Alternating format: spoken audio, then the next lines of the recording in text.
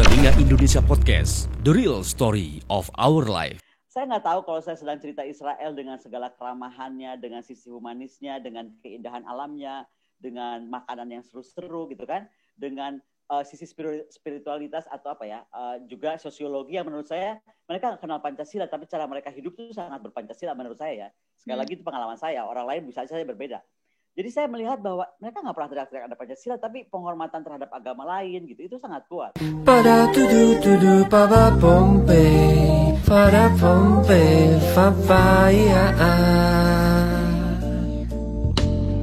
Ada satu lagu jika ku.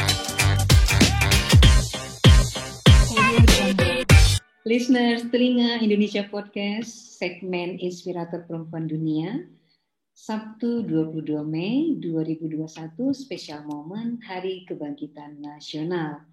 Ada perempuan cantik yang kabarnya lebih militer dari seorang militer. Beliau Ibu Koni Rahakundini Bakri, analis militer perempuan Indonesia. Selamat malam Ibu, apa kabar? Selamat malam Mbak Ayu, senang sekali sehat. Satu ya, sederet pengalaman Ibu Koni yang disebut adalah masuk di jajaran pemimpin masa depan. Ini versi dari Massachusetts Institute of Technology, Boston, Amerika. Ibu dikenal sebagai analis militer Indonesia. Kok berani ya Bu ya masuk ke lingkaran militer? Ya passionnya di sana, jadi itu mulainya tahun 98 ketika saya melihat kenapa tentara kita tuh di corner gitu, dianggap bahwa tentara itu adalah bagian dari Presiden Soeharto. Jadi kemarahan kepada sisi politik seolah-olah dibebankan kepada tentara gitu. Padahal tentara itu nggak berpolitik, tentara itu mengikuti politik negara. Tapi tidak boleh jika terjadi sesuatu kemudian tentara di-blame gitu, karena menurut saya yang terjadi waktu 98 itu itulah.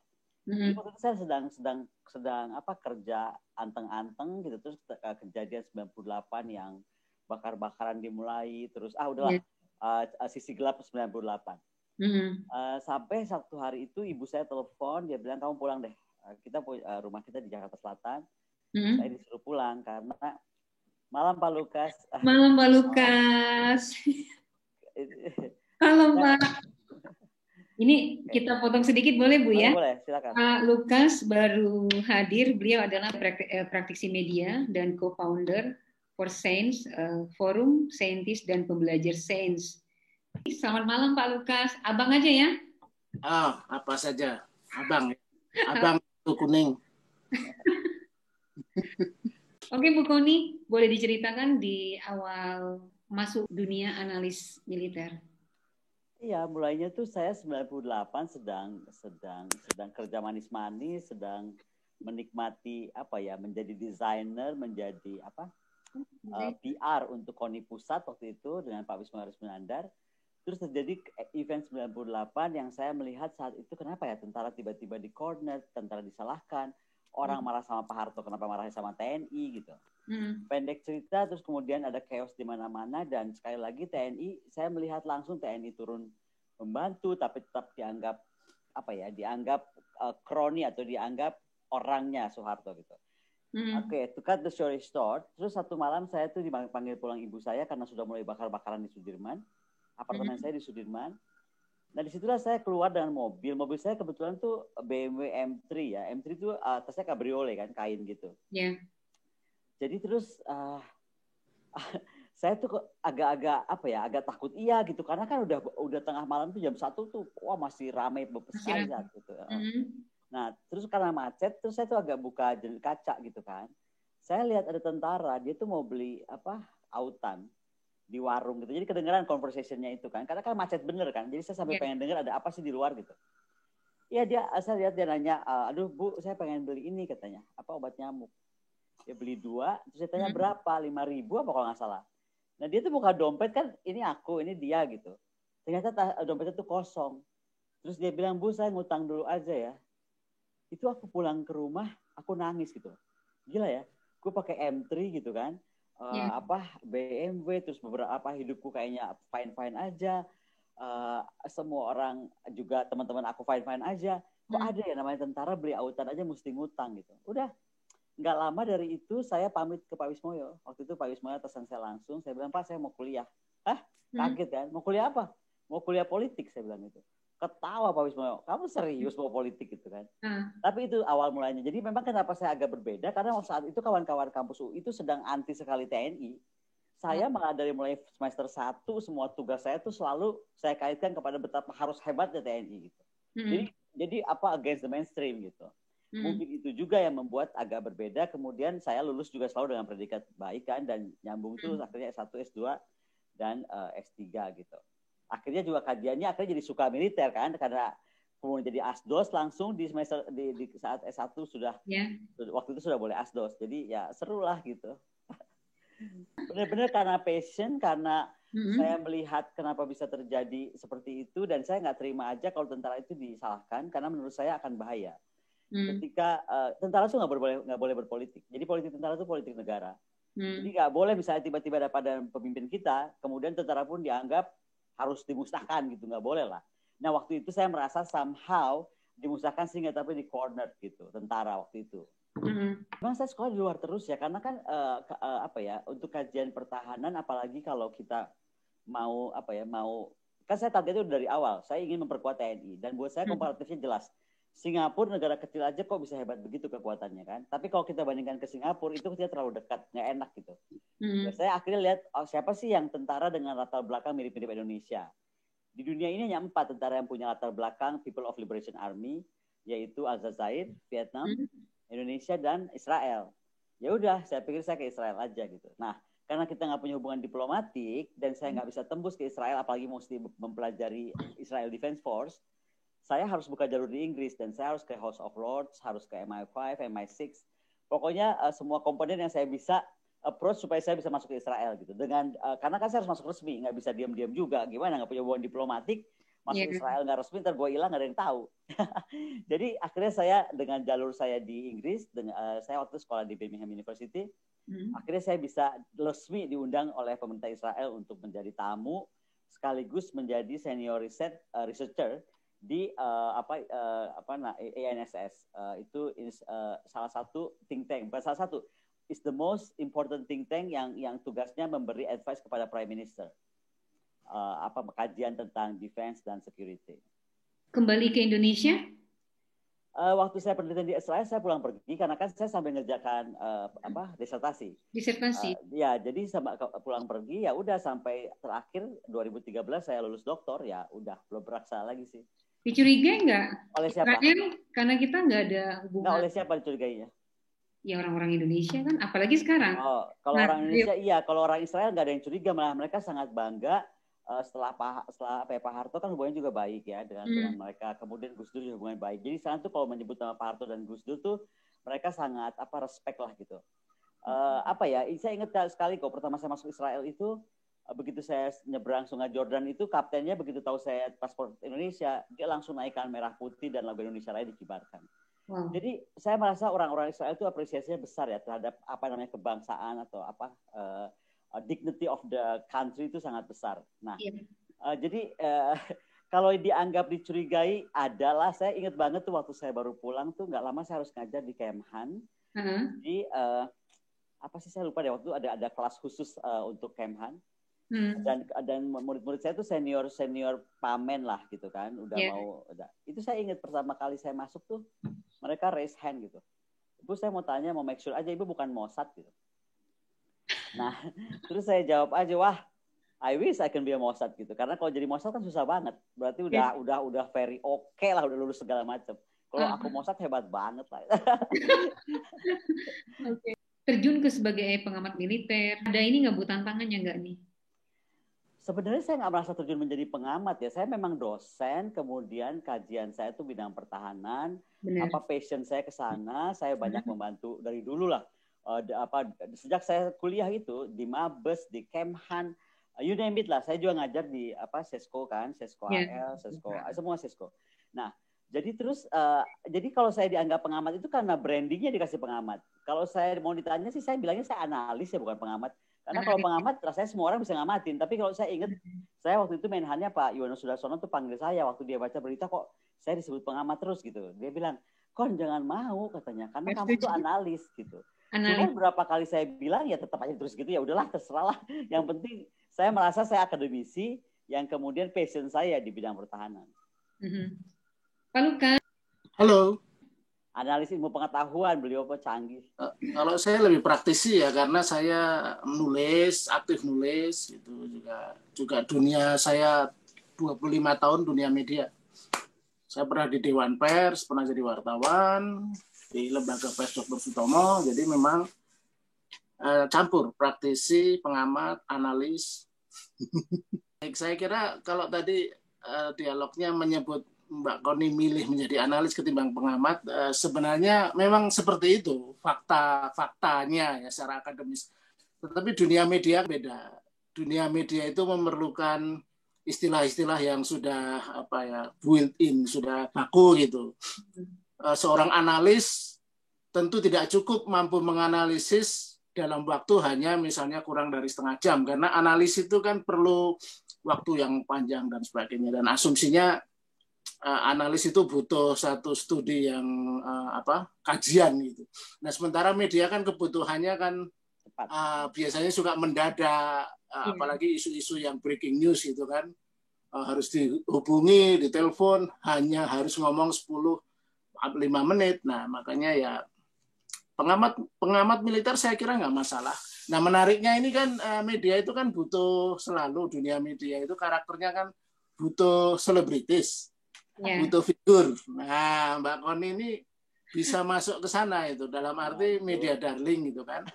Seorang perempuan cerdas, akademisi, dan punya background akademis yang kuat, tetapi memilih bidang yang biasanya dikuasai oleh kaum lelaki, militer kan.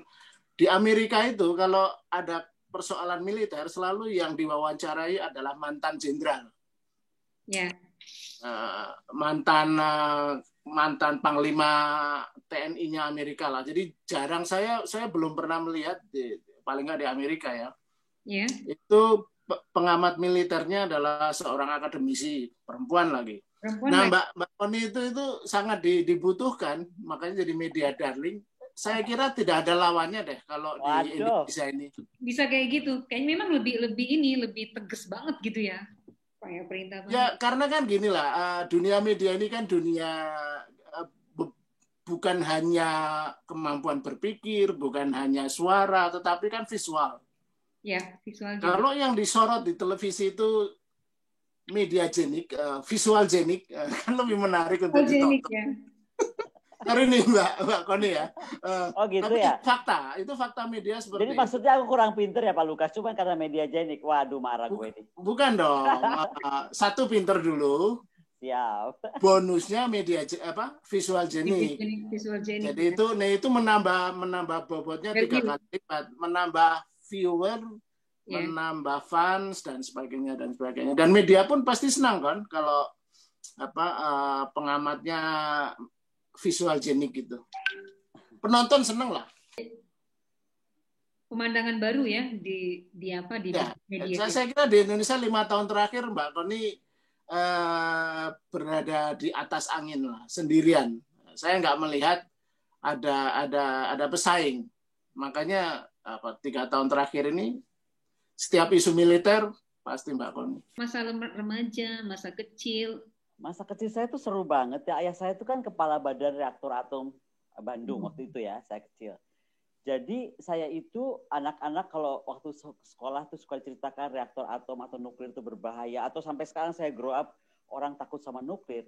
Saya masih ingat kok, saya masih umur 3 atau 4 tahun tuh saya lari-lari di antara kolam warna biru terang itu adalah kolam reaktor gitu. Dan so far saya nggak kena radiasi tuh gitu loh. Atau mungkin karena kena radiasi jadi agak-agak beranian atau apa nggak tahu lah saya. Tapi pokoknya itulah masa kecil saya. Kedua saya itu anak perempuan sendiri di keluarga. Kakak saya laki, adik saya laki. Jadi saya tuh nggak tahu pakai rok Mbak sampai SMA. Mami tuh marah bener karena saya nggak mau pakai rok gitu. Kecuali seragam sekolah. Dan saya waktu kecil itu suka papi ajak ke ini. Waktu itu kan kita tinggal di Bandung. Jadi papi suka ajak ke Hussein Sastra Negara. Di lapangan terbang. Nah, saya tuh waktu itu ngeliat pesawat tempur. Cita-cita saya jadi pilot pesawat tempur. Nah, cuman waktu SMA saya tahu bahwa ternyata kalau anak perempuan, waktu itu ya, anak perempuan tunggal gitu, itu nggak boleh apply. Kita waktu itu pengetahuan saya. Nah, jadi ya itu tadi ada benernya sih, mungkin pengen jadi pilot pesawat tempur ya Pak Lukas sengaja. Terus waktu apalagi pengalaman remaja, remaja biasa aja lah gitu, normal-normal aja, nggak kepikiran. Saya malah pengen jadi desainer, makanya saya terus coba masuk ITB. Nggak keterima ke ITB, saya akhirnya sekolah ke Australia di Billy Blue School of Graphic Design. Dan saya memenangkan beberapa kompetisi desain grafis. Waktu saya pulang ke Indonesia, saingan saya itu Leboye, itu sahabat saya. Dan ya itu akhirnya satu hari udah itu apa ya, Leboye udah lebih bagus lah sahabat saya itu. Terus tiba-tiba Pak Wismoyo perlu apa? Waktu itu sih namanya lebih kepada apa ya? Namanya lebih kepada executive secretary. Tapi sebenarnya fungsinya nggak executive secretary. Fungsinya itu lebih kepada bagaimana arranging semua orang yang terlibat kepada olahraga. Coba bayangkan itu untuk bagaimana mendukung olahraga kita. Kan waktu itu kita lagi nggak terlalu passionnya nggak terlalu ke sana. Nah, mungkin itulah kalau saya boleh cerita kenapa orang suka ketemu saya tuh bingung. Bu Kony itu temannya banyak ya. Ada orang konglomerat, ada pengusaha, ada militer, ada olahragawan dan lain sebagainya. Sebenarnya backgroundnya karena saya di Koni Pusat gitu loh. Olahraga. Karena saya harus kenal semua. Misalnya kita bikin event apa itu tanggung jawab saya kan mengumpulkan. Pak Wis mempercayakan saya untuk menjadi ngurusin Koni waktu itu. Nah itu sampai 98 saya pamit sama Pak Wis. Saya bilang saya mau sekolah deh. Dan udah hidup saya berubah. Desainnya ditinggalkan kecuali saya mendesain buku-buku saya. Ini kan buku Defending Indonesia. Terus kalau ini juga yang nulis Barapati Raja. Karena kalau tulisan terlalu akademis nggak akan menarik. Dan ini buku saya pertama yang ini semua saya yang desain. Karena ada ini aja, ada hobi desainnya aja. Covernya. Iya. Nah yang lucu ini nih, Defending Indonesia. Defending Indonesia ini dibukukan oleh Gramedia 2009 dan waktu itu di launching di Amerika Serikat dan difasilitasi oleh Kemlu. Kenapa? Karena waktu itu sejak 98 nggak ada orang Indonesia nulis buku tentang militer Indonesia. Yang ada orang Australia nulis tentang Kopassus, orang luar nulis tentang TNI dan rata-rata menjelekan TNI gitu atau seolah-olah TNI yang ada tanda kutipnya tadi. Nah, kenapa buku saya disambut baik dan difasilitasi Kemlu untuk launching di Washington DC? Dan hari pertama saya launching itu saya juga harus memaparkannya di National Defense University. Kenapa itu menjadi penting buat saya momentumnya? Karena pada saat saya di NDU itulah hari pertama Obama masuk menjadi presiden dan bicara di NDU. Jadi waktu itu lucu, kita tuh split. Ada satu ke hall yang ada Pak Obama, dan lagi profesor-profesor masuk ke hall ada saya gitu. Ya rasanya seru aja. Saya juga pengen ke tempatnya Pak Obama, tapi saya mesti ngomong gitu. Itu lucu lah. Tapi itu event menarik karena saya tuh pernah mimpi pengen sekolah di NDU, National Defense University. Tapi bukannya saya sekolah, saya malah mesti mengajar para profesor di NDU. Wow. Jadi Jadi seru lah gitu, seru. Hasilnya melebihi mimpi ya. Atau pengen sekolah malah jadi hasil lebih mimpi karena mungkin pertama makanya saya pada awalnya saya lebih banyak di Kemlu loh. Saya banyak lebih misalnya saya terlibat di untuk bicara kemana-mana. Saya dikirim ke seluruh dunia lah, dikirim untuk membicarakan tentang political security pilarnya ASEAN. Jadi kalau udah bicara political security pasti saya disuruh bicara. Saya ke Amerikanya 2 kali kalau nggak salah bicara tentang itu zaman Pak Dino Patijal Dubes. Dan ke seluruh saya ke Eropa di Brussels di mana untuk membawa flagnya ASEAN sebenarnya tentang political security. Jadi itu juga mungkin yang membuat saya kok tiba-tiba munculnya ke dunia internasional dulu. Jadi saya tuh sebenarnya nggak di Indonesia dulu, agak terlalu tapi karena tuh saya muncul di luar, ya udah akhirnya jadi. Jadi integritas Indonesia itu Ibu bawa dulu ke luar, baru kembali ke Indonesia. Karena kebenaran aja, mungkin kembali kayak Pak Lukas bilang tadi, waktu itu nggak terlalu banyak orang, waktu itu ada Bu Dina Wisnu belum ada, sekarang Bu Dina Wisnu kan sudah ada. Dulu belum ada Bu Dina, jadi memang siapa ya, saya akhirnya gitu. Bu Jales pun masih di LIPI, jadi nggak bisa keluar sembarangan kan. Kalau saya bisa diminta ke Brussels, saya ke Brussels, diminta saya ke ASEAN country, saya bisa muter. Disuruh ke Amerika, saya langsung berangkat, ke Inggris bisa. Ibu kehidupan keluarga gimana? Putra-putri? Kehidupan keluarga, saya tuh kebetulan punya anak-anak yang manis-manis ya. Pertama, saya tuh orang nggak percaya dongeng bahwa kalau seorang ibu tuh berkarir, maka anak-anaknya sukses, rumah tangganya tuh sukses. Ini nanti Pak Lukas sudah cerita karena beliau yang mereview perjalanan hidup saya yang si Aku Adalah Peluru ya. Dan saya mau bilang bahwa no, it's not that smooth gitu loh. Pasti ada, saya nggak percaya kalau seseorang yang berkarir gitu, kemudian bisa menjadi ibu rumah tangga yang perfect. Bukan nggak ada, tapi kalau saya bilang saya sendiri nggak mampu. Tapi kebetulan anak-anak saya itu anak-anak manis ya. Jadi nggak ada yang bikin masalah, sekolahnya baik-baik. Saya nggak perlu jadi ibu-ibu yang harus nungguin mereka belajar gitu kan. Karena mereka sekolah di international school kan, di British school. Jadi apa ya? Saya paling sekali ke British school, kita sebagai parents kan harus baca buku cerita waktu mereka toddler. Waktu mereka agak besar kita mesti jadi role model. Why we choose our career gitu ya. Jadi hanya itu aja. Yang lainnya sih saya biarin aja mereka belajar sendiri. Dan mandiri. Sangat mandiri, sangat. Sekarang putra putri umur berapa, Bu? Yang putra udah 30-an ya, dia udah nikah gitu kan. Udah ya, terus yang putri masih di Inggris, dia udah kayaknya mau pindah warga negara karena dia mau menikah dan baru beli rumah di sana. Yang kecil, yang perempuan masih baru mau masuk SMP. Jauh-jauh bedanya. Usia saat ini berapa? Masih cantik aja? Aduh, rahasia hampir 60 tuh Pak Lukas tahu. 60 tapi nggak kelihatan Pak Lukas ya? Karena gaulnya sama Pak Lukas. Karena Pak Lukas 40 jalan. 40 jalan kemana? Kalau ini sampai ke titik pasti ada sesuatu kendala, rintangan. Mostly saya sih enjoy aja ya. Yang mungkin kendala itu satu. Saya melihat akademisi di Indonesia, mungkin nanti bisa dikoreksi Pak Lukas. Saya melihat begini, akademisi memang dilibatkan ya dalam apa FGD, dalam seminar, dalam persiapan sesuatu hal terkait policy gitu. Tetapi at the end of the day, saya kadang-kadang merasa akademisi itu dilibatkan hanya untuk pelengkap penderita gitu. Enggak pure pandangannya itu bisa diambil gitu, diserap. Jadi banyak sekali distorsinya seperti itu. Atau yaitu beda lah, kalau di luar tuh saya bisa lihat sekali namanya bobot akademis itu bagaimana ya. Itu menurut saya belum terlalu di Indonesia. Walaupun memang saya sih bersyukur bahwa saya orang yang selalu dilibatkan gitu.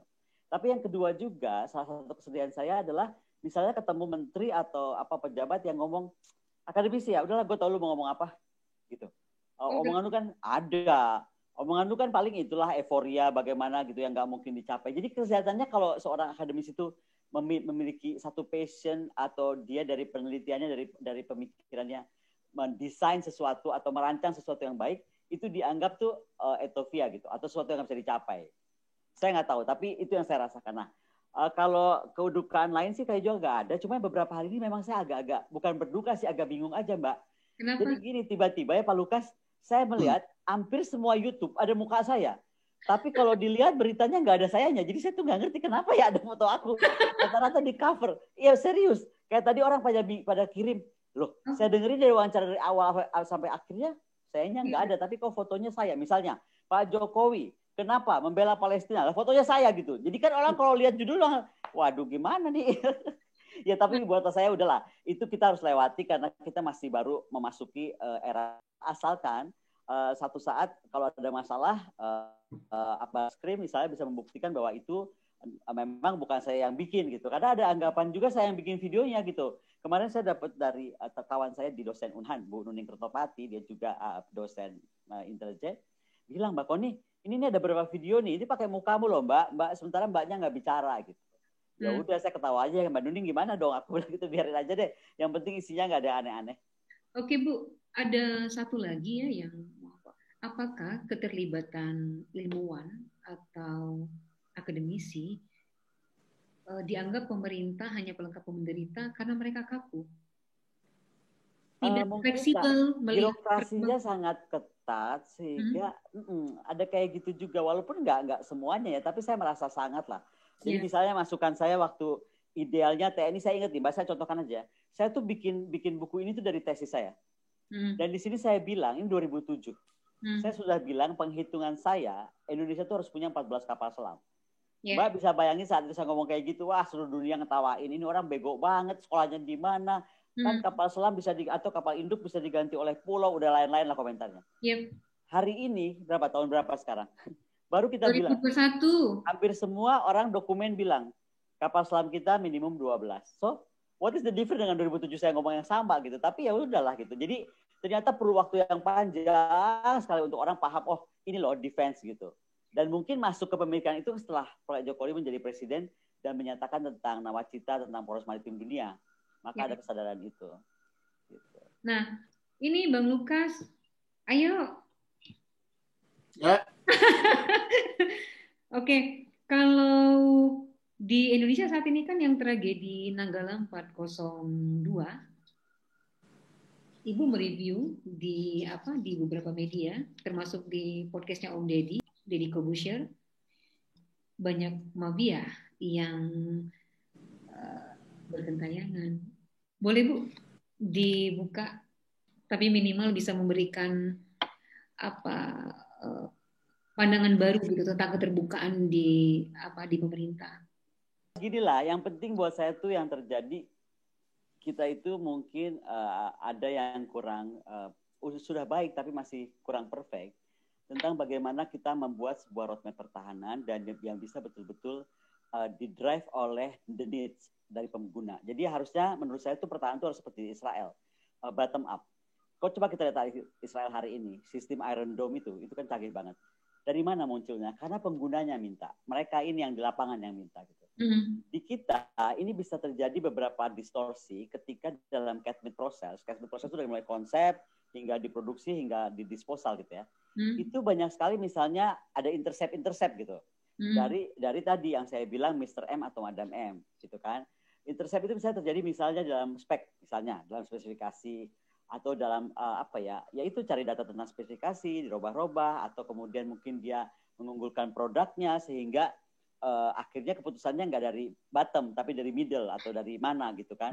Nah, hal-hal seperti itu. Jadi gini, saya cuma merasa kalau kita nggak aware atau nggak segera memperbaiki, ini akan bahaya sangat buat negara. Tantangan ke depan ini sudah semakin mengerikan, perang juga sudah semakin sulit dibaca gitu kan. Kalau kita masih menganggap pertahanan itu seolah-olah ya udahlah cukup ada tentara gitu kan, cukuplah dikasih ini, cukuplah dikasih itu. No. Tantangan masa depan ini nggak bisa tentara yang cukup, nggak bisa. Jadi gini, operasi militer other than war atau operasi militer selain perang, itu yang paling ngeri menurut saya adalah PSYOPs, psychology operation. Psychology operation itu bisa, contoh yang saya sederhanakan lah, bayangkan Rusia bisa merubah daya pikir orang Amerika Serikat memilih Trump waktu itu. Dan itu ada kita punya mapping bagaimana PSYOPs yang dilakukan Rusia. Nah, sekarang Pak Lukas misalnya sama saya kan kami sama-sama bergabung di Force Science ya. Kita punya dokter ahli neuroscience, Dr. Yu misalnya. Itu kan beliau cerita sama kita. Dengan kemampuan neuroscience, cara kita mempengaruhi orang itu nggak perlu ngomong, Mbak. Betul. Iya, nah jadi bayangkan kalau kita nggak punya kekuatan, ya kan, untuk mengcounter itu dengan PSYOPs, kemampuan PSYOPs dari tentara kita dengan kecanggihan alat dan lain-lain, bisa kedodoran. Kita mungkin nggak usah diomongin satu daerah merdeka, tapi dengan satu gambar atau lambang atau warna tertentu, orang akhirnya kayak tertanam di image-nya gitu. Iya, benar. Contoh saya, selain saya sama Pak Lukas, kan saya bergabung dengan Pak Budiman Sujatmiko, kami itu di Oxford Society ada bikin semacam inovator group lah, diketuai Pak Budiman. Itu saya pernah ketemu misalnya anak Oxford, anak Indonesia, yang dari dia tuh menemukan kalau orang bicara kan ada cipratan ludah gitu. Dari ludah itu dia bisa baca di handphone ini orang calon radikalis. Benar. Nah, itu kan buat Indonesia bagus, tapi ketika saya bicara sama dia dan ketemu, itu sudah dibeli Perancis. Bayangkan saat dia masih meneliti di Oxford, itu langsung kedetek oleh Perancis, diambil semua hak ciptanya. Nah, kita nih punya diaspora Indonesia yang pintar-pintar kok bisa lalai, tidak bisa mendeteksi anak ini. Yeah. Nah, yang kedua, pada saat saya ketemu saya bilang ya udah kita nih sekarang sedang kena gelombang radikalis waktu itu ya, beberapa tahun yang kemarin sebelum kejadian rame-rame. Jadi saya bilang bisa nggak kamu bikin sekarang dari keringat tangan dipegang kita bisa tahu orang itu apa kecenderungannya gitu. Benar. Karena hal-hal seperti itu akan harus terjadi Mbak. Kita akan memasuki perang yang menurut saya sebentar lagi pesawat tempur juga udah nggak ada. Tadi yang menarik dibahas Mbak Koni itu mengenai perang di masa depan itu ya. Ya, perang di masa depan. Di mana manusia semakin kurang perannya itu. Jadi nanti mesin akan benar-benar menggantikan. Jadi yang perang itu drone, virtual gitu. Ketika senjata otomatis ditemukan, itu kan tidak lagi seperti perang zaman kuno itu kan orang bunuh-bunuhan dengan senjata, tombak, dengan panah dan sebagainya. Dengan senjata kan jarak perang semakin jauh. Nah, nanti dengan teknologi artificial intelligence tidak perlu lagi pasukan yang turun di daratan. Karena semuanya dikendalikan melalui artificial intelligence, computerized dan sebagainya. Nah, saya juga ingin sedikit mengomentari tentang itu peran akademisi di Indonesia yang saya setuju banget tuh dengan Tony yang bilang akademisi di Indonesia ini hanya dijadikan figuran gitu. Jadi policy politik di pemerintah itu sangat masih tidak menganggap penting pemikiran-pemikiran intelektual dari akademisi karena dianggap tidak membumi, terlalu teoritis begitu. Nah, itu kesalahannya. Itu kesalahan kenapa Indonesia sulit maju. Salah satunya itu karena pengambil keputusan diambil oleh orang-orang yang tidak well informed, yang tidak update knowledge-nya, sehingga yang terjadi yang seperti Mbak Koni tadi bilang, kita membeli alutsista yang selalu bekas dan sebagainya, perawatannya tidak betul, itu untuk hal-hal yang sifatnya kasat mata ya. Belum lagi strategi-strategi yang tadi disinggung juga mengenai bagaimana sekarang kecanggihan algoritma komputer bisa dipakai untuk mempengaruhi pemikiran manusia. Contohnya Cambridge Analytica itu kan yang di Amerika yang disinggung oleh Mbak Koni dengan bagaimana menggunakan akun Facebook 50 juta akun dibajak oleh Cambridge Analytica dan dari situ dipermainkan sehingga bisa terpilih Donald Trump. Nah, itu realitas dunia sekarang ini sudah seperti itu dan ke depan juga seperti itu. Saya rasa ini Mbak menyangkut masa depan perang itu juga ya. Saya kira memang saya hampir yakin ya perang ke depan itu sudah kayak game gitu, permainan aja. Mungkin juga nasionalisme itu juga tinggal tunggu waktu, mungkin akan selesai nih. Nasionalisme itu kan muncul awal abad 20. Negara kita tahun 1945. Barangkali paling lama usianya 150 Indonesia, setelah itu mungkin Indonesia sudah nggak ada. Karena negara sudah semakin menyatu kan dengan aplikasi komputer, dengan internet dan sebagainya. Kebutuhan identitas bangsa mungkin makin lama makin tidak dibutuhkan. Generasi-generasi baru ini kan sudah tidak terlalu mementingkan lagi identitas kebangsaan itu, dan kebutuhan perang di masa depan mungkin juga sudah berbeda ya, bukan lagi perang antar bangsa. Kita belum tahu seperti apa, tapi modelnya itu seperti gini lah. Sekarang perang yang agak intensif ini yang terjadi di Timur Tengah kan, ISIS kan. Yeah. ISIS itu kan bukan negara. ISIS itu kan sekelompok radikal, sekelompok fundamentalis Muslim yang memang ingin mendirikan negara, tetapi sebenarnya mereka bukan entitas negara. Nah, itu akan mengubah landscape persenjataan, strategi defense dan semacam itu. Nah, yang lebih perlu ditekankan adalah upaya ini. Ekosistem pemikiran di Indonesia ini memang tidak berkembang. Jadi Mbak Koni ini sekarang menurut saya di dunia media ya, seperti yang tadi wajahnya tampil di cover video, tetapi sebenarnya bukan dia. Nah, itulah karakter dunia TV, dunia media visual. Yeah. Dunia media visual itu 50% adalah hiburan sebenarnya, bukan 50% saya kira, tapi 75%. Jadi kita tidak mungkin serius di dunia visual TV. Kalau serius, nulis buku. Makanya saya salut dengan Mbak Koni itu karena produktif juga tuh, udah 4 buku Mbak ya. Lagi. Okay. Nah, buku yang keempat. Bang Lukas, apakah strategi perang kalau tidak menggunakan senjata, apakah virus merupakan salah satu strategi perang? Oh iya, itu salah, kan banyak macam ya. Ada disebut bioweapons kan itu. Itu sudah bioweapons itu sudah dipakai sudah lama, malah Perang Dunia II sudah dipakai itu menggunakan jauh sebelum ada Perang Dunia II, dari zaman masih kuno. Bahkan Perang Dunia I sudah menggunakan apa? Mayat korps. Zaman dulu sekali pakai mayat-mayat itu beracun, ditaruh di sungai, matiin orang. Itu zaman berapa ya? Jadi yang pasti yang jelas nanti akan selain rudal-rudal antar benua dipakai drone saya kira itu. Nah, itu yang sekarang sedang dipersoalkan, sedang disepakati bahwa secara etik akan tidak diperbolehkan ya membuat drone sebagai senjata yang dipakai untuk sasaran manusia. Walaupun barangkali agak sulit itu diterapkan ya. Pasti adalah sekelompok orang, sekelompok konspirasi yang tetap akan membuat seperti itu. Ibu Koni, Forsyth apakah ingin mendobrak cara berpikir? Saya itu diundang Pak Lukas bergabung di For Science. Tapi intinya Pak Lukas sudah intinya yang saya lihat udah pegel sama cara bangsa ini melihat sains dan memperlakukan sains. Betul nggak Pak Lukas? Silakan terangkan aja. Ya, sebenarnya gagasannya adalah ingin menanam benih-benih apa yang disebut scientific temper.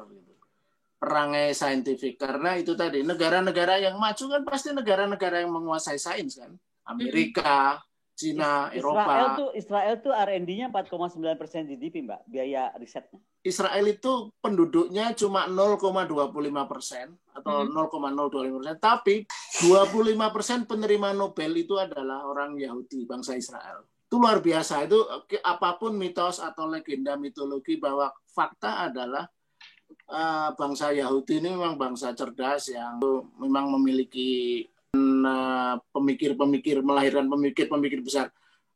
Pemikir besar mana yang bukan orang Yahudi? Tapi kalau cerita itu ya, saya mau cerita dikit loh waktu saya di INSS tuh.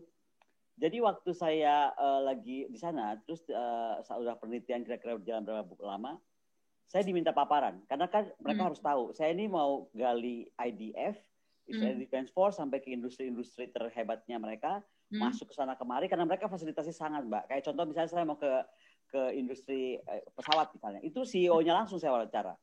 Terus mau bicara kebijakan, ke Knesset langsung gitu. Pokoknya semua itu diberi akses.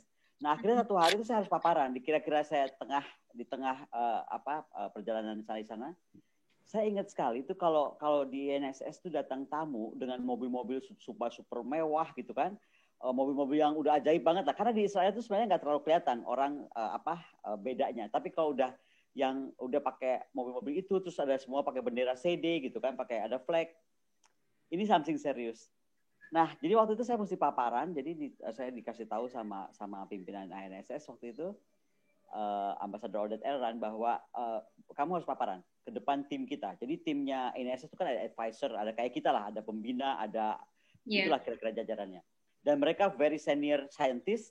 Misalnya salah satunya tuh adalah penemu hampir dapat Nobel karena dia tuh orang Iran yang jadi warga negara Israel, dan dia tuh yang menemukan soal perang-perang tadi, military operation other than war, atau enggak perang Nubika yang Mbak bilang tadi, nuclear, biological, kimia, dan lain-lain.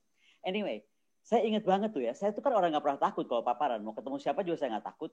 Ketemu pembimbing saya yang galaknya setengah mati waktu itu, saya ingat banget proposal saya dilempar kok waktu mau ke Israel, dia bilang apa-apaan kamu gitu. Saya nggak takut. Tapi pas hari itu saya agak gemeteran gitu, karena saya tahu banget nih, ini kan mostly adalah advisor kepada Prime Minister gitu. Dan Israel tuh kalau sudah melihat defense security itu is very serious matter gitu kan. Jadi saya juga wondering, ini siapa aja sih ini orang-orang.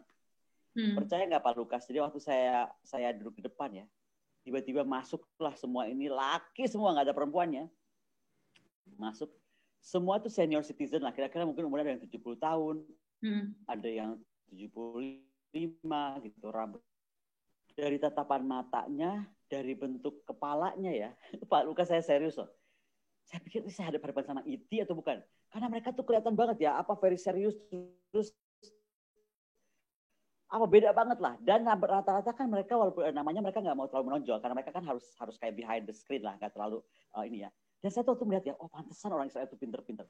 Bener loh, saya sampai sekarang masih nggak bisa lupa gitu wajah-wajahnya, postur kepalanya yang bener-bener kalau menurut saya kayaknya kepalanya besar-besar gitu loh, kalau saya bilang ya, hidungnya tinggi-tinggi gitu, tipe orang pinter kan, tapi terus very serius gitu. Nanya tuh seperti saya udah ujian disertasi dengan rame-rame begitu. Oke. Tapi ya, jadi ya itu saya bilang bahwa apa ya, mungkin juga ada sistem yang bagus di Israel itu ketika mereka bicara tentang wajib militer. Jadi kalau wajib militer di Israel tuh nggak kayak di kita nih, bela negara tiba-tiba harus ada 100.000 orang, ada uang 1 triliun gitu. Oke, gimana caranya? Orang diambil, suruh kasih senjata. Di Israel nggak kayak gitu, Mbak. Di Israel itu ketika kita bicara bela negara tanda kutip wajib militer, itu anak-anak tuh udah disortir sejak mereka SD. Sudah di-follow. SD-nya dia hobinya apa, SMP dia hobi apa, SMA dia kemana. Nah, misalnya anak-anak yang senang IT, itu akan dikelompokkan, mereka akan masuk bela negara atau wajib militer yang betul-betul khususnya ke IT. Yang pintar udara, mereka akan lebih kepada diarahkan menjadi Air Force pilot.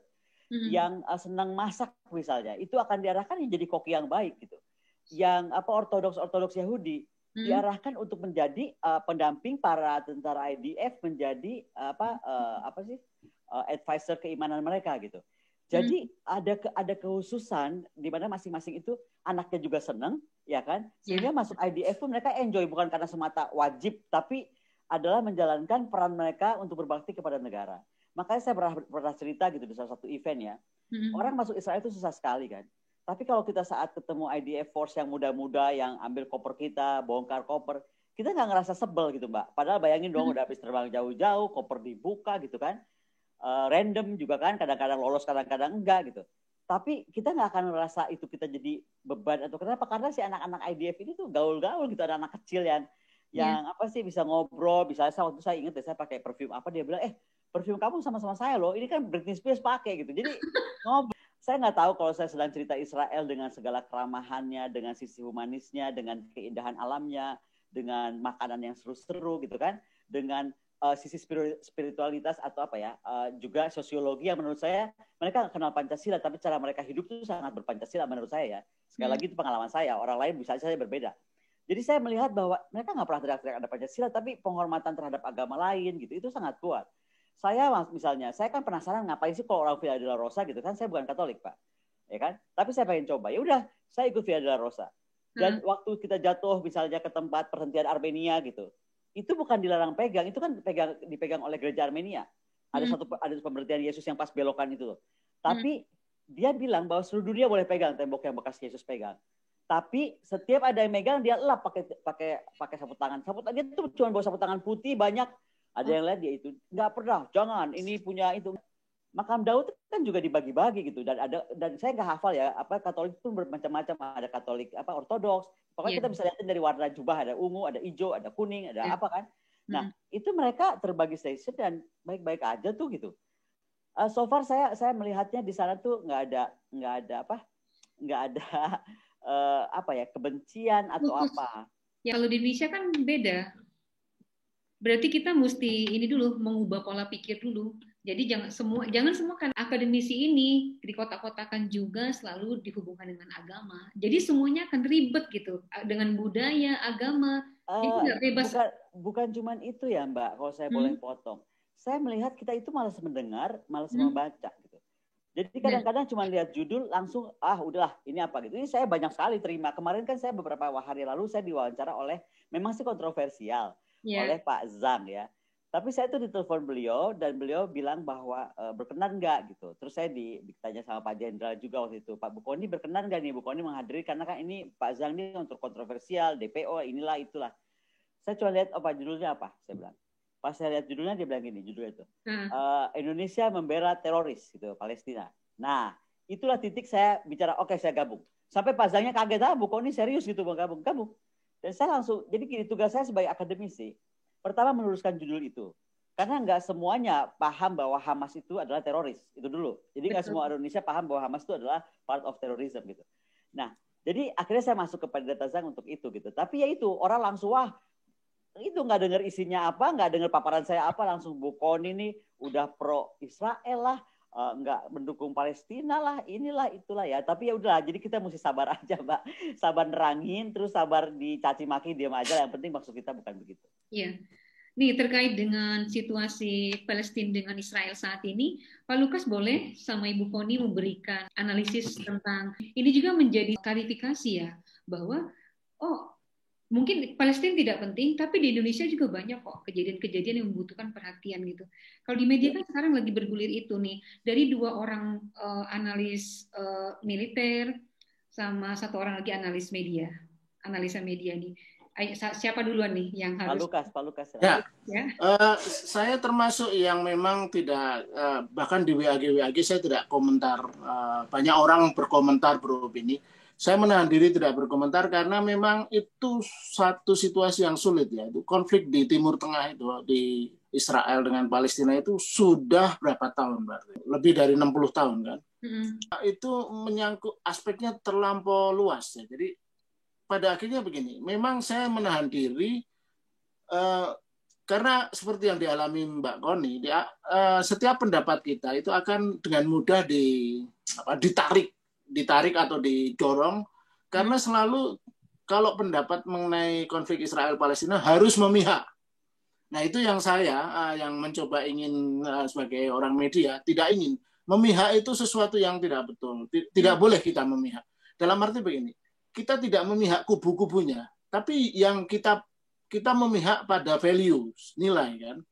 Nah, bagi saya kalau mau menilai konflik itu adalah pada peristiwa itu, siapa yang melakukan tindakan kekerasan, melakukan pelanggaran kemanusiaan, itu yang harus dipersoalkan.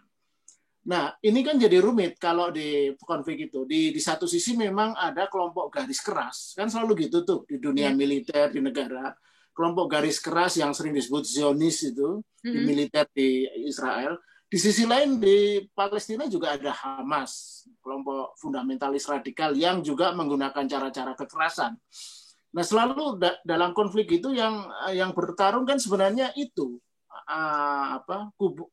ada sekelompok orang-orang garis keras yang memaksakan ideologinya, memaksakan ambisinya untuk melakukan kekerasan itu. Nah, bagi saya itu saja. Pada hari H tertentu, barangkali yang patut dikecam adalah Hamas. Pada faktor yang lain, jika pelaku kekerasan itu militer Israel, kecam Israel. Jadi itu. Jadi kita mengecam aksi kekerasannya. Bukan apakah Palestina salah atau Israel salah. Karena dalam situasi seperti itu kita tidak bisa menggunakan judgement yang sifatnya general ya. Pokoknya kita harus berpedoman pada faktor kemanusiaan. Mereka yang melakukan kekerasan harus dipersoalkan, harus dibawa ke mahkamah internasional dan sebagainya. Kalau pendapat saya itu. Bang Lukas, seberapa hebat sih media di Indonesia memberikan normal ya berita yang proporsional? Ya, berita yang proporsional. Yes. Ya, jadi yang kami lihat kalau di media kan di medsos yang paling duluan ngeluarin foto-foto, ngeluarin gambar-gambar, entah dari mana. Nah sekarang dari sisi media, apa yang bisa dibuat oleh media di Indonesia untuk membuat berita yang proporsional? Enggak, itu saya kira gini, kita harus membedakan antara media mainstream, media tradisional ya, harian, TV dan sebagainya, dengan media sosial. Itu 2 hal yang beda ya. Nah, kalau saya melihat kesan umum, memang Indonesia cenderung so-called pro-Palestina lah. Benar. Karena ya sesama Muslim kan itu. Ya. Tetapi saya melihat akhir-akhir ini memang kelompok yang dalam tanda kutip pro-Israel juga berani bersuara keras. Itu saya amati di perdebatan di WhatsApp group. Mungkin di era lalu, khususnya di era Orde Baru, nggak mungkin lah kelompok minoritas yang biasanya kecenderungannya yang beragama Katolik atau Kristen punya simpati ke Israel karena faktor agama. Dan sebaliknya yang Muslim umumnya akan pro-Palestina. Nah, karena Indonesia mayoritas Muslim, jadi kecenderungan seperti itu. Dan kita harus lihat bahwa beberapa waktu lalu Presiden Jokowi sudah memberikan pernyataan kan, dan pernyataannya kan sangat kental, bias mendukung Palestina. Walaupun itu bisa dipahami dalam arti begini. Saya juga cenderung menilai begini ya, secara spesifik. Israel itu dalam konflik ini kan dalam posisi yang lebih powerful. Dari segi persenjataan, dari segi kekuatan militer. Sementara Palestina itu kan memang negara yang tidak struktur negaranya tidak jelas lah. Jadi memang kalau kita berharap itu memang Israel harus lebih wise sebagai negara yang lebih kuat dengan persenjataan yang lebih hebat. Mestinya mereka bisa menggunakan pendekatan-pendekatan yang lebih humanis lah. Karena ironisnya adalah itu, bahwa Israel itu pada Perang Dunia Kedua kan mengalami satu tragedi yang luar biasa ya. Bangsa Yahudi, bangsa Israel, itu 6 juta dimasukkan ke kamp konsentrasi dan sebagainya. Nah, mestinya itu bisa memberikan pemikiran, terutama kelompok-kelompok moderat di Israel, supaya bisa lebih menekan politisi-politisi garis keras. Tapi persoalannya memang yang saya tahu politik di Israel, Netanyahu itu kan memang dari partai konservatif, partai yang cenderung agak itu mungkin. Nah, dalam konteks media ini saya rasa memang sekarang ini media memang tidak bisa lagi digeneralisir seperti dulu ya. Media mainstream itu sudah tidak punya pengaruh yang memadai sekarang. Kita harus paham bahwa mungkin orang tidak lagi baca Tempo, baca Kompas, atau nonton TV, RCTI, Metro, dan sebagainya. Karena orang semua sekarang menikmati informasi dari handphone, dari media sosial. Ini yang disebut kemudian ada problem-problem yang disebut konfirmasi bias, kemudian echo chamber dan sebagainya, yang membuat sentimen yang bersifat kebencian dan sebagainya itu mudah sekali mendapatkan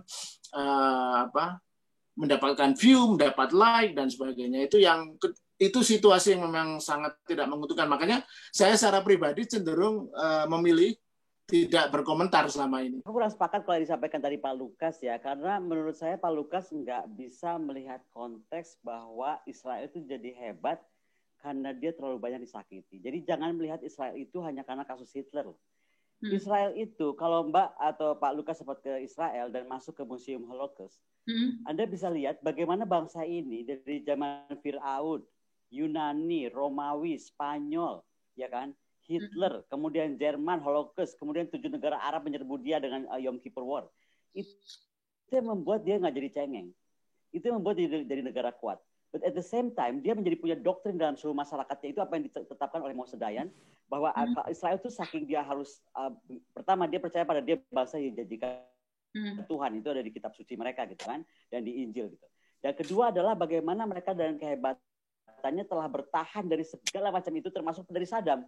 Coba diperhatikan ketika Netanyahu kemarin bicara di Knesset kan. Dia bilang itu, dia ingatkan lagi, kami selamat dari Fir'aun, kami selamat Roma, sampai kami selamat hari ini juga dari segala macam. Itu karena kami baju gitu. Nah, at the same time, di satu sisi Palestina ini adalah orang-orang yang bergerak secara proksi, Mbak. Jadi gini, misalnya ada orang pernah, salah satu senior media bilang gini sama saya, Mbak Koni katanya, kan diserang sama roket, kenapa nggak dibahas lagi pakai roket?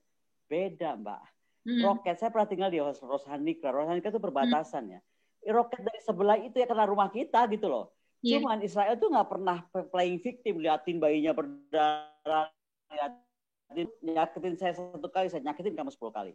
Kamu nyakitin saya tingkat ini, saya nyakitin kamu segini. Supaya kamu tahu bahwa kami ini memang sudah dari lahir ribuan tahun jadi bangsa yang di corner gitu. Sekali lagi saya ngomong ini bukan dalam rangka membela Israel, tapi saya pengen kita tuh melihat Israel tuh dari segala seginya. Betul. Ada sosiologi yang panjang, sejarah yang panjang membentuk mereka menjadi manusia seperti itu, yang kalau istilahnya, saya kan waktu selama di sana dikawal terus oleh IDF ya. Dia bilang bahwa kami itu tidur sebelah mata tertutup. Karena nggak bisa tidur pulas kayak kita semua manusia di dunia. Nggak bisa. Karena mereka di-attack, kita sudah 958, saya boleh konklusi bentuk ke masa depan, tapi saya merasa sebuah kedaulatan itu pasti. Tapi tetap akan merusak.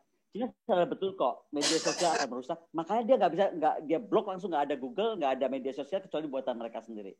Itu salah satu bentuk Cina memandang pertahanan ke depan gitu. Nah, itu yang mesti kita bikin. Yang kedua, dalam aspek kebangkitan nasional, Saya melihat somehow menjadi manusia yang melihat gelas itu setengah penuh bukan setengah kosong, itu beda banget loh. Dan saya melihat Israel itu beda sama Palestina. Palestina itu cenderung melihat gelas itu setengah penuh drama gitu kan. Mohon maaf, somehow dia menggunakan martir lah penduduknya gitu. Israel never do that. Dia percaya banget bahwa gelas itu setengah penuh, mereka langsung pokoknya bikin industri. Bayangkan Mbak, tahun 1930 mereka perang itu, mereka masih punya pakai senapan buatan rumah. Berapa tahun kemudian dia menjadi industri yang hebat. Tahun 2020 kemarin dia membuat Skylord. Apa itu Skylord? Adalah drone pesanan Amerika Serikat untuk Navy mereka. Dan itu dipesan dari Israel. Why? Amerika sedemikian canggih harus pesan ke Israel. Karena mereka begitu advance. Jadi kalau kita bicara dalam rangka kebangkitan nasional, saya lebih cenderung kita harus belajar dari Israel itu adalah bagaimana kita menjadi bangsa yang survive. Dan menjadi bangsa yang survive itu nggak jauh-jauh dari bagaimana kita memperkuat kemampuan bangsa ini untuk menguasai sains, menguasai teknologi, dan melihat tantangan itu ke depan. Jadi jangan melihat tantangan itu cuman besok pilpres. Kayaknya manusia Indonesia tuh perlu cuma pilpres saja kepalanya. Nggak ada tuh bahwa misalnya 10 tahun lagi ya kan, perang udah beda. Kita ada orang begini-begini jalan, kita lagi ngatur drone misalnya gitu kan. Nah, jadi mesti kita ajak ke futuristic thinking dan bagaimana kita mempersiapkan kita ke depan. Sekali lagi saya nggak mau bangsa kita menjadi bangsa yang yang cengeng, bangsa yang playing victim. Sorry to say, dan mohon maaf dengan segala hormat dari perspektif saya, mungkin saya salah, tapi saya selalu melihat bahwa Palestina rajin sekali playing victim. Oke. Rajin sekali playing victim, dan Ibu, I don't like that. Sebagai closing question di segmen ini, Anda cocok menjadi inspirator dunia. Koni Rahakundini Bakri bisa menjadi salah seorang dari Indonesia yang bisa membuat Palestina dan Israel bisa ngobrol bareng gitu loh. Itu harapan saya, Mbak. Saya berharap saya bisa ketemu Menlu, karena banyak hal bisa dicari ya. Contoh gini, Mbak, ya nggak usah susah-susah. Vatikan, Mbak. Vatikan itu bisa hebat begitu. Itu pasti ada negosiasi waktu, saya lupa nama negosiasinya karena di istana. Saya lupa nama istana. Tapi akhir Roma, Itali, Vatikan bisa duduk manis. Tahta suci ada harganya khusus. Dan kembali kepada Yerusalem, saya pikir pasti bisa. Nah, saya nggak mau kita cuma bicara itu undang-undang harus bela Palestina. So what? Bela apanya gitu kan? Kirim tentara nggak mungkin gitu kan? Ya berarti apa? Diplomasi kan? Dan diplomasi kita harus bermain cantik misalnya. Bicaralah sama Inggris, bicaralah sama Perancis yang dulu dua kolonelnya tiba-tiba ngebagi tuh. Ini daerah lu, itu daerah gue. Dan dari situ kan semuanya bermula. Duduklah sama Inggris, duduklah sama Perancis, cari jalan keluarnya. Karena saya nggak bisa bilang Bu Retno duduk sama negara Islam. Udah kecolongan sama Jared Kushner, anak kecil nggak pernah kuliah HI, tapi bisa duduk di negara Arab semua, berbaikan dengan Israel. Jadi kalau saya sih orangnya logik aja. Nah tadi juga saya kepikiran ya, Indonesia itu kan banyak banget pulaunya. Kalau memang konkret bantuin Palestina, suruh aja orang Palestina di pulau-pulau, salah satu pulau kita tempatin itu kosong, daripada ribut. Iya, jadi di Yerusalem tenang. Saya tuh ya kalau perang Israel atau apa, bukan saya terlalu bela Israelnya. Mbak, kalau udah pernah tinggal di sana dan ke sana ya, bisa kita rasakan, kita masih bisa lihat rumahnya Nabi Yusuf. Kan Israel itu kan kota di atas kota, tapi masih dibikin itu rumah siapa dulu. Kita jalan di tempat Yesus lewat gitu, itu tuh ada getaran. Saya nggak bisa ngomongin apa ya. Saya di tembok ratapan saya bisa nangis, di Al-Aqsa saya bisa juga nangis gitu, karena nggak bisa saya terangkan. Termasuk juga di tempat Yesus di Palung gitu, karena itu kan aura apa ya. Pak Lukas ketawa soalnya dia nggak percaya sama aura-aura seperti itu. Tapi kalau kita pernah ke sana, itu kerasa kok Mbak. Kayak kita ke Mekah kan tiba-tiba. Iya, dan itu makanya kalau saya takut kalau ada perang di sana itu cuma takut satu Mbak. We destroy sebuah bentuk dan puncak peradaban manusia, which is daerah yang ada. 22 lewat. Pak Lukas belum ngomong loh. Pak Lukas kan closing dulu. Tadi saya bilang sama Ibu Kon, dia bilang boring nanti. Saya bilang 10.30, tapi beliau bilang boring ya kan. Oke, lanjut Pak Lukas. Kalau dari tadi Bu Koni kan cocok nih. Saya pikir semua sudah logika. Keterkaitan dengan kebangkitan nasional dihubungkan dengan proses itu. Jadi nanti apakah bisa nih memberikan energi baru atau pencerahan atau bekerja sama dengan government Indonesia gitu loh, untuk bukan jadi pelengkap penderita lagi ketika meeting besar gitu loh. Kalau saya intinya begini, For Science itu ingin yang seperti saya sampaikan tadi, ingin menyemai, menanam benih-benih, menumbuhkan perangai saintifik ya, scientific temper ya. Contohnya sudah jelas, India itu adalah negara yang sangat sangat dihantui oleh takhayul mitologis dan sebagainya, tapi Jawaharlal Nehru pada tahun 1945 mendeklarasikan program namanya Scientific Temper. Nah, dengan program itu puluhan tahun kemudian India adalah salah satu negara penghasil scientific kelas dunia. Itu yang ingin kami kampanyekan bersama Mbak Koni ini. Itu yang kalau Indonesia ingin maju ke depan harus menguasai teknologi dan sains. Nah, itulah masa depan sebuah bangsa gitu ya. Dan yang paling menyedihkan kan memang Indonesia ini selalu menjadi konsumen dalam soal iptek, sains dan teknologi. Kita itu hanya bisa mengadopsi, menerima. Saya tidak terlalu seperti Mbak Koni yang ingin seperti China membuat Google sendiri, Facebook sendiri. Itu memang bisa sangat mudah, secara teknis sangat mudah. Tapi itu harus sistem negara otoriter kalau mau memperlakukan itu. Kalau di negara demokratis seperti kita ini, bisa saja kan memang ada beberapa orang Indonesia sudah menciptakan itu, menciptakan semacam Facebook, semacam Google. Tapi ya harus bersaing kan dengan produk-produk, kan kita kalah. Nah, poin saya sebenarnya bukan masalah, memang sangat bagus kalau kita bisa memproduksi aplikasi-aplikasi media itu sendiri, dan itu harus didorong. Kita jangan jadi negara konsumen. Saya membuat bukan kesimpulan ya, satu pesan. Mimpinya sama dengan beberapa ilmuwan Indonesia lainnya gitu loh, yang pernah ngobrol dengan Telinga Indonesia Podcast.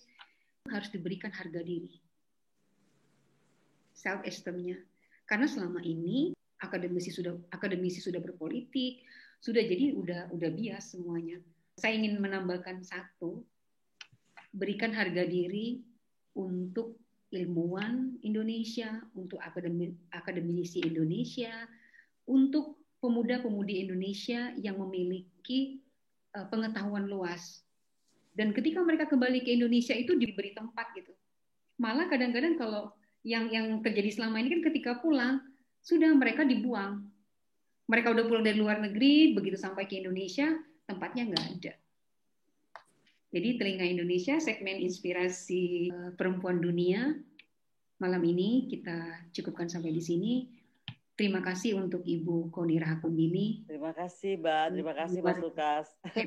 Selamat malam ya.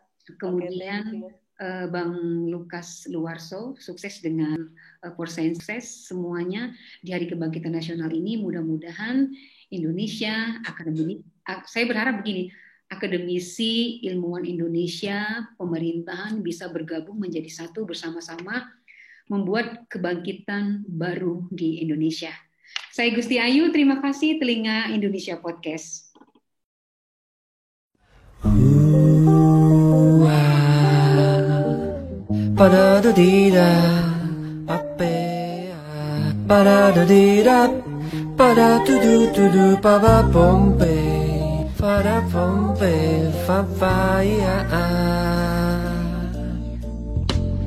Ada satu lagu, jika ku putar selalu ingatkanmu. Lagu itu tentang kita, karena selalu ingatkan sesuatu. Telinga Indonesia Podcast, The Real Story of Our Life.